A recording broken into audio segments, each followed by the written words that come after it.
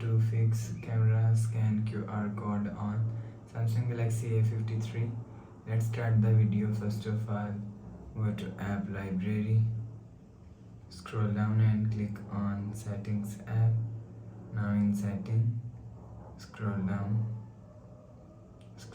and click on apps. Scroll down and click on camera app. After you click on camera app and click on force stop. After force stop camera app, go back to home screen. You will see your problem is solved. But if it not solved, so click on settings app. Now in setting, scroll down and click on software update.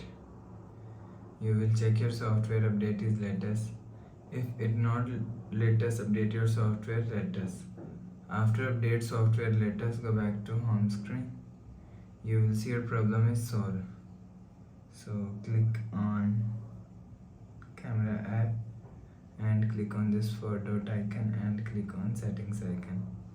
Now in camera settings, scroll down and here showing you camera QR scan code. So turn on camera scan QR code and turn off camera scan QR code button. After the process, go back to home screen. You will see your problem is solved. But if it's still not solved, again click on settings app, click on apps,